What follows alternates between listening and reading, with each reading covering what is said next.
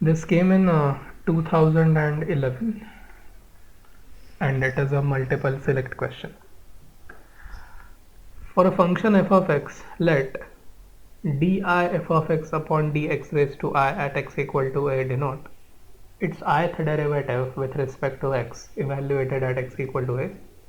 Consider the matrix A given by Aij n cross m of n greater than 1 rows and m greater than 1 columns, with Aij given by di x raised to n upon dx raised to I at x equal to 1 upon or divided by dj y raised to m upon dy raised to j at y equal to 1.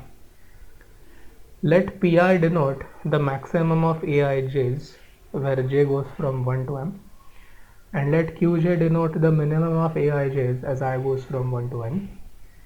Let P denote minimum of Pi's as I goes from 1 to n, and let Q denote the maximum of Qj's where j goes from 1 to m.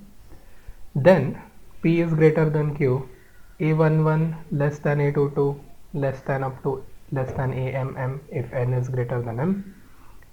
ANM equals AN minus 1 comma m minus 1 is equal to up to AN minus L plus 1 comma m minus L plus 1 where L is the minimum of n and m. In option D, A is a symmetric matrix if m is equal to n. Okay, so it's quite a big problem. So let's start with the function given to us. Okay, the function that we are given is x raised to n or x raised to m. Okay, and this is our usual standard notation for ith derivative. We usually don't use I for that, we use n, but now they are using ith derivative, so that basically tells us ith order derivative. Okay, another thing that is unusual about this problem is we consider the order of a matrix as m by n, isn't it? We consider m by n like m rows and n columns we say, but now here they are using n cross m, so you have to be careful in solving the problem. Okay, so it's not m into n, it's n into m. So n is the number of rows or the tally of rows, and m is the number of columns here. Okay, that is another change that you need to keep in mind. And then we are given a matrix. Okay, the matrix has n rows and m columns, and how do we calculate the entries of this matrix? The entries of this matrix are given by dividing one derivative by the other. Now the function that we are differentiating is x raised to n. Okay, so in the numerator we are differentiating that function as many times as the row number, and in the denominator we are differentiating the function as many times as the column number of that particular location, and we are substituting x and y, well, the value as 1. Okay, so what I'm going to do is I'm going to build a matrix, start building a matrix, and then we can have a better idea of what exactly is happening there. Okay, so suppose this is our matrix, and these are our rows R1, R2, R3, right? R1, R2, R3, then let me say Rn minus 1, and then finally Rn. And suppose these are our columns. Okay,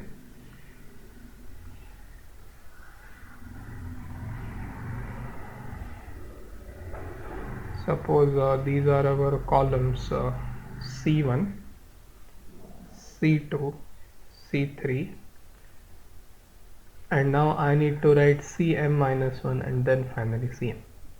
Okay. Okay. So in the first row and in the first column, I will be differentiating the function x raised to n for the rows, and for columns what I will be doing, let us say I call it g of y. Okay, g of y, and let me call it y raised to m, right? That's what they have said, x raised to n and y raised to m, and now I need to differentiate them. Observe that in the whole of the first row we are differentiating f only once. Okay, so everywhere there I will have n and n, but in the denominator what will I have? We need to take the derivative of y raised to m, and so that is m into y raised to m minus 1. So I'll be just writing m because everywhere we want the derivatives value at x equal to 1 and at y equal to 1. So all we want is only the non-variable part or the constant part, like n into, well, n into 1 basically, then n into n minus 1 into 1 and so on. Okay, so if you get that pattern, then in the first row, second column, what would it be? It would be m into m minus 1. In the third column, it would be third derivative. So first derivative is m into y raised to m minus 1. Second derivative is m into m minus 1 into y raised to m minus 2. So third derivative will be m minus 1, m minus 2. And what will be the derivative here? It will be n upon, well, can I say that it is m minus 1, okay, not m minus 1 factorial, sorry. Here it would be m factorial, and here also it would be m factorial. Why? Because the actual derivative is m factorial into y, and when we substitute y as 1, it would become m factorial. Let me give you an example. Okay, let me give you an example. Suppose our function is x raised to 4. Okay, its first derivative will be 4x cubed, second derivative will be 12x squared, third derivative will be 24x, and fourth derivative will be 24.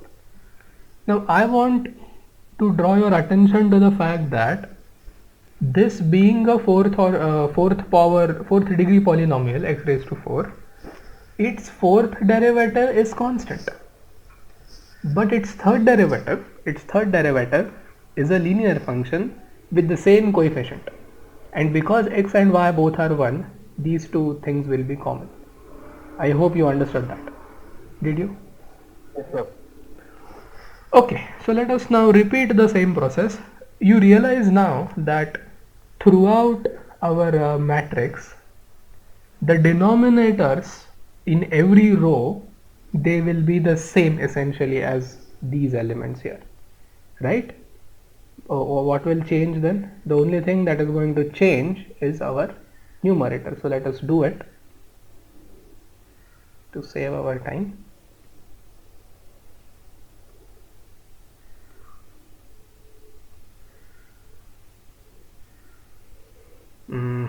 Okay, so this would be for R2,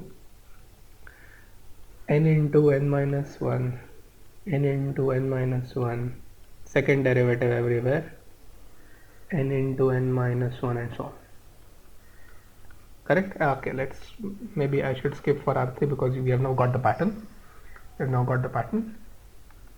Okay. Okay. Now how about Rn minus 1?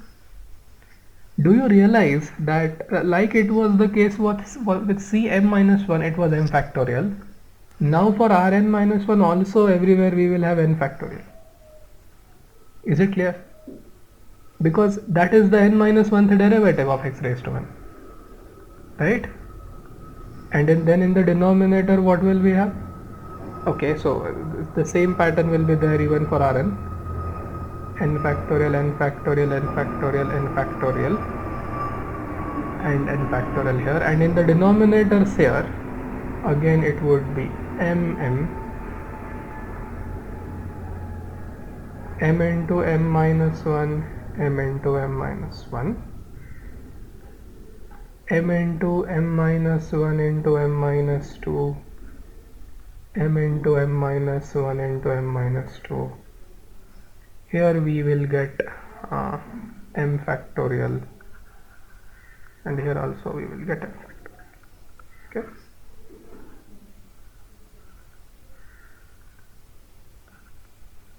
M factorial, m factorial, n factorial, and n factorial. Okay, so you need to build this matrix to have a better understanding of what exactly the problem is telling us. Clearly you now realize that in every row, okay, in every row the denominator is increasing, so the values are decreasing. Okay, and what do you see in the columns? In every column you see that denominator remains constant but numerator continues to increase. So in every column the largest element is at the bottom. Okay, in every column the largest element is at the bottom, but in every row the largest element is well at the left. Okay, so it's like that. Every row,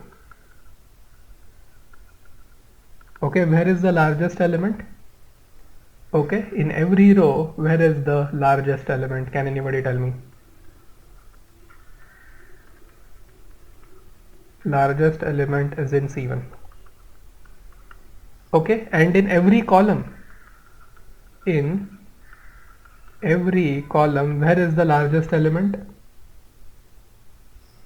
Largest element is in Rn. Okay, alright, now let us see the options. Okay, what is Pi?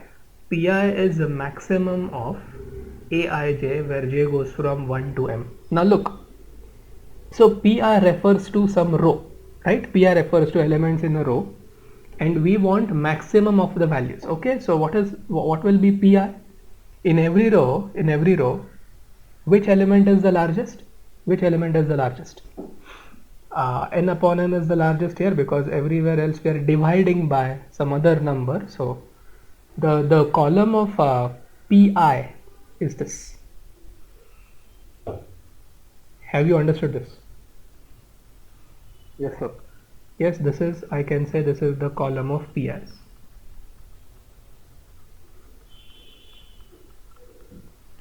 Okay, so P1 is n upon m, P2 is n into n minus 1 upon m, and so on. Okay. Okay. And what is P? P is the minimum of all of them. Okay, so which element is the minimum of all of them? That is n upon m, right? That is n upon m because in the first column the least element is n upon m, correct? So P is n upon m. Okay, P is n upon m. Now let's go to Qj's. What are Qj's? Qj's are the minimum values of Aij where I goes from 1 to n. So now we are into columns. And which values do we want? We want the minimum values. Okay, we want the minimum value, and clearly row number is different. Okay, so we need to consider every column and we need to pick the least one. Okay, we need to pick the least one.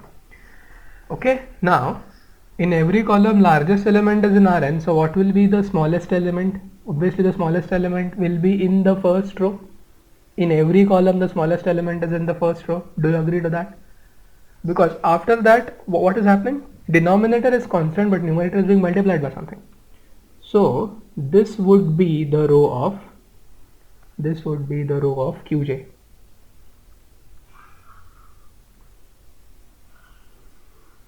Okay, this is the row of Qj.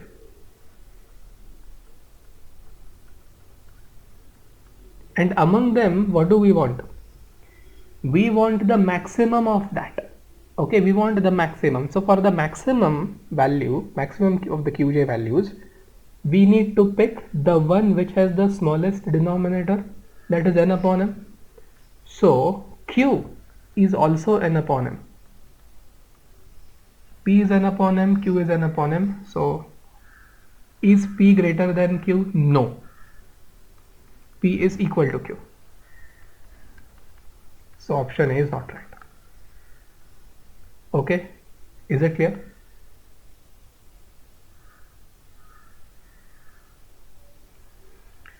Yes or no?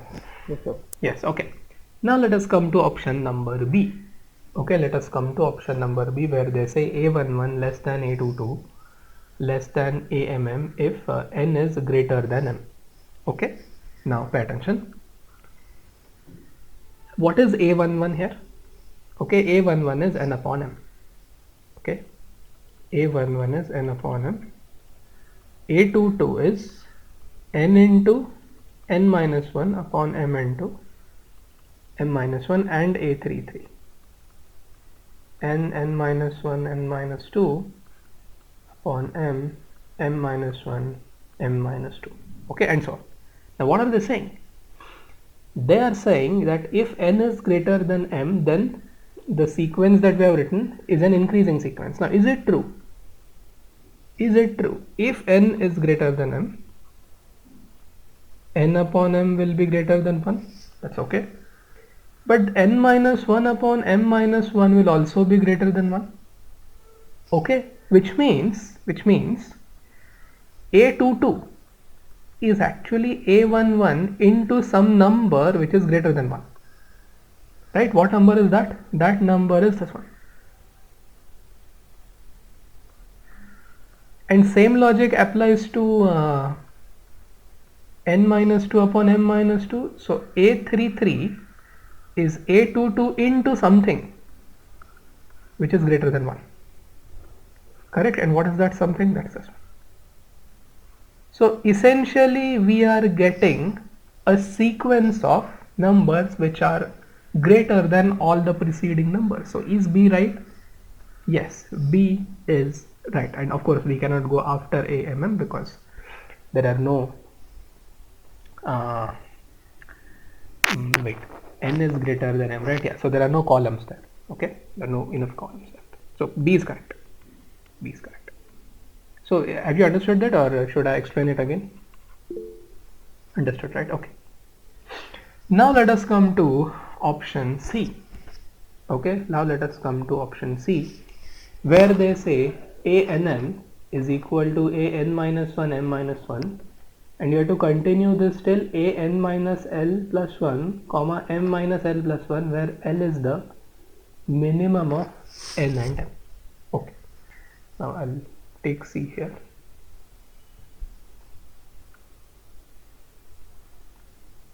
And put it here. Okay. Now everybody agrees that a n m would be what? N factorial upon m factorial, right? This argument,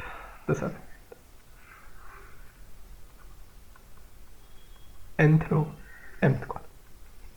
Correct. Okay, so that is what was that? N factorial upon m factorial.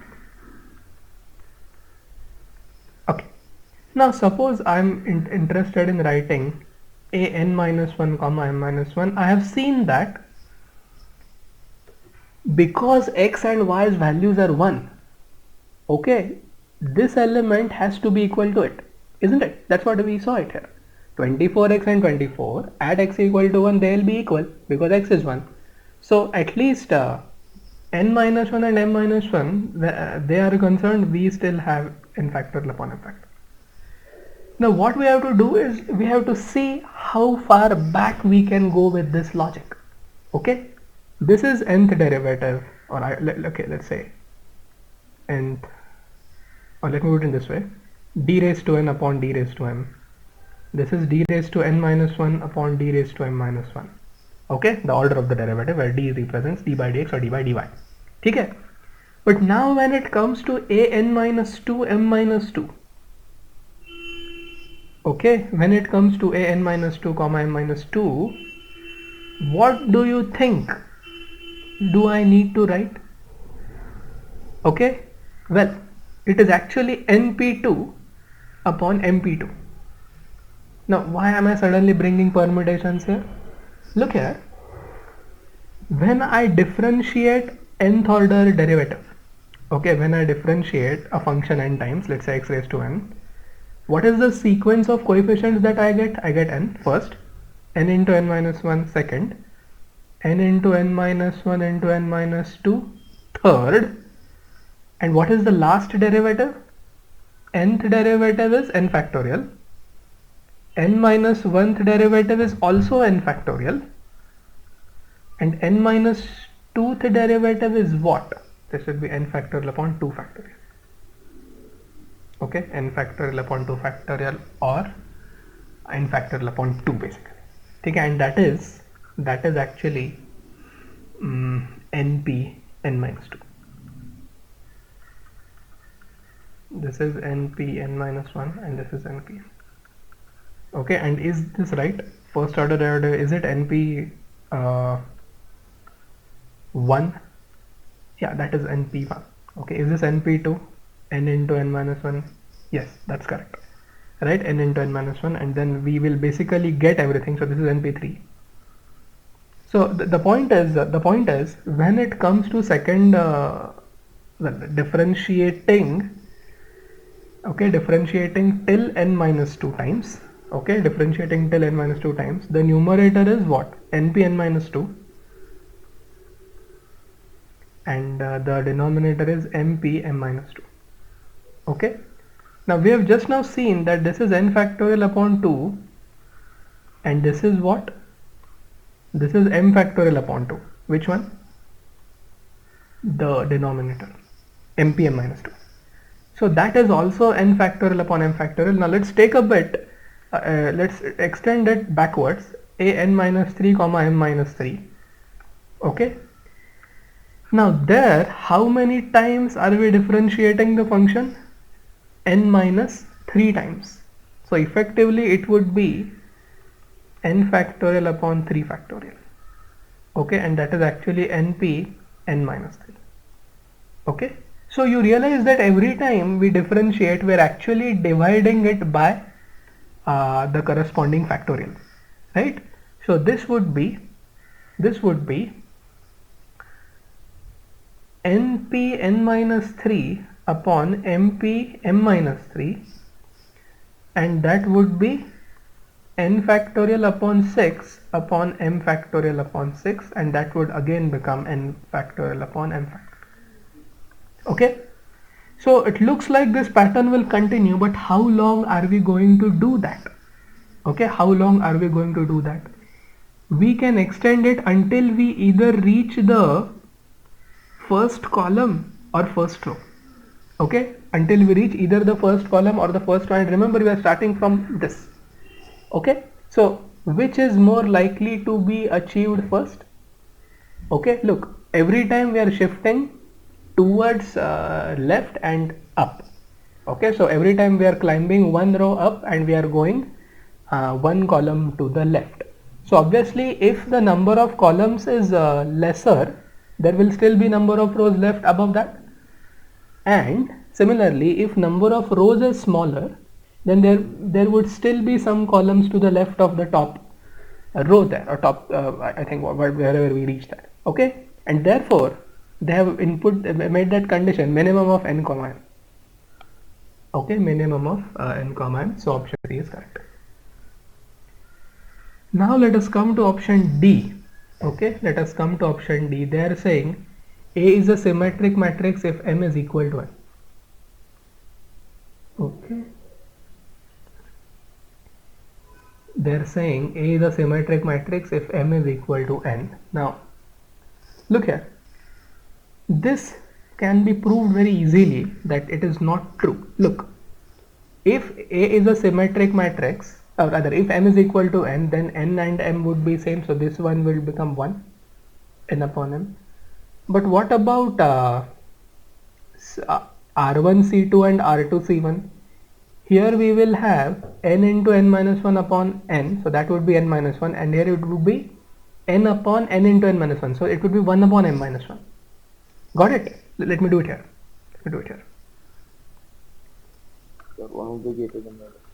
Yeah, so for n equal to m, this would be true, that this is 1. But what will come in the place of n upon m into m minus 1? There we will have n upon n into n minus 1, and here what will we have? N into n minus 1 upon n.